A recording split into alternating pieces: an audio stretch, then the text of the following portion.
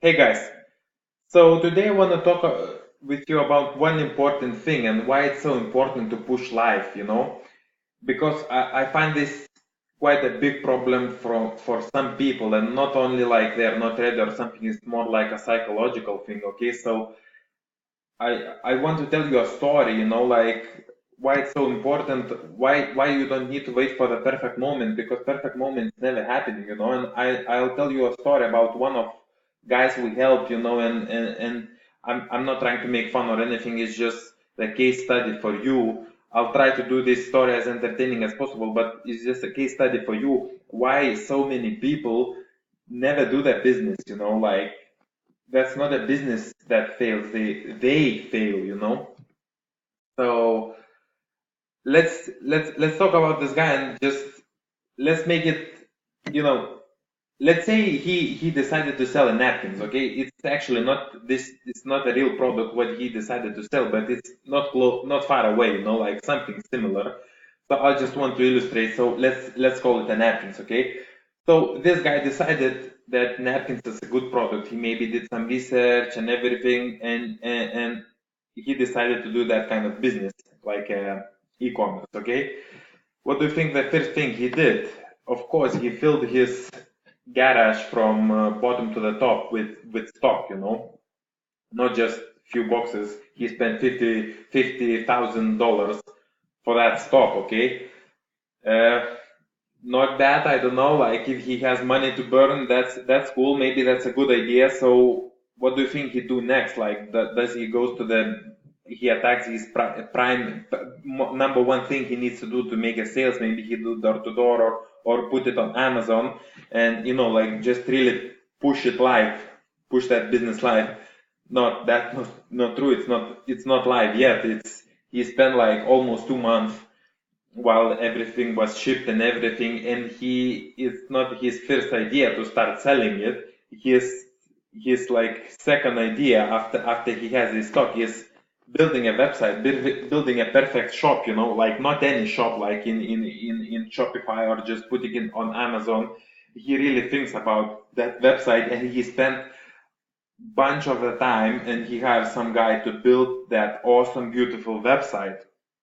That's cool. That's his decision to have this, but like he till this point he even didn't do one sale. Okay, he's still preparing, and it was like I don't know how many, like few months passed, and he's still doing something. Do you think after the website he has this push live? No, not true. He didn't push it live. What in his mind, what idea he has, he thought he needs to hire a copywriter for his napkins in his website. Okay, I don't know, guys.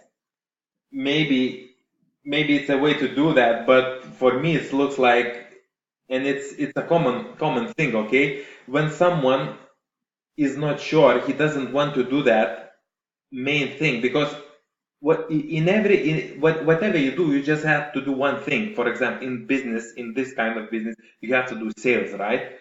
And you'll be measured by sales. But you are afraid to do that, so you do all those things around it, like building a perfect website, having a perfect marketing strategy, building your logo, building your brand, etc., etc., etc. That just show a fear, right, guys? And you'll never be successful. You'll say, "Oh, my business failed because I put all the money. It's not successful idea." It's not the business who failed. It's you who failed. Okay. Now you have 50 plus $1,000 in debt in your garage. It's not that. Let's say it's investment, but you lost like 8 months or so, and you lost money. You lost time. Now it's different ball game. It's different pressure, guys. You spend 8 months, nothing happens yet, and it's not because of, yes, some businesses need that time to build, but you have everything in place. You have those products, and you're not doing nothing, right? Like, and in the back of your head, you understand you're trying to postpone it because if it fails, you failed. So that's why you try to postpone it. But guys, you just frozen your money, and you're wasting your time. some people spend that time. Some people, the 8 months, maybe not a long period of time for someone to start making money. But unless you're like total professional, done it multiple times, and you have like tons of experience behind your back, I don't think it's a way to do that. Like I'd rather just buy a box, of napkins, test it, put it on Amazon, put it, I don't know, door to door on garage sales, whatever, like just to see if people likes that, if people need that, and if they do that, if they need that, then I start to bring in more inventory, right? Like I don't need my first sales to make some kind of profit, to have good margin. If I break even, that's cool, and if I break even, but I still sales, that's still sell something, that means I have to push my costs down and increase my margins, right? So I'll do it with quantity, or I'll do it with different manufacturer, right? Like I'll go to look for someone who can make cheaper napkins. But I already had few sales. I know this business already a little bit, and I know this business. I spent like maybe $500 on my first box, or $1,000 on my first order, and I within a month, with shipping, with sales, within a month, I know, few times more about this businessman. This guy spent 50 plus $1,000 and spent 8 months building his website and everything. Okay, I started small, I started with one box, and I grow bit by bit by bit, like we had this guy, he took, I think, around 10 products. Yeah, it was 10 products, and only few products was profitable, and we experimented with that, and we made few products possible, and he just cross-set other products, and increased the margins of the winners, and he started to make that what he lost. He made it in couple of months. He was already in the positive return. Okay, imagine if that one product, this guy took everything in one basket, and imagine if those napkin doesn't perform. He just lost 50 plus thousand, and for that kind of money he couldn't experiment it with 100 products, right?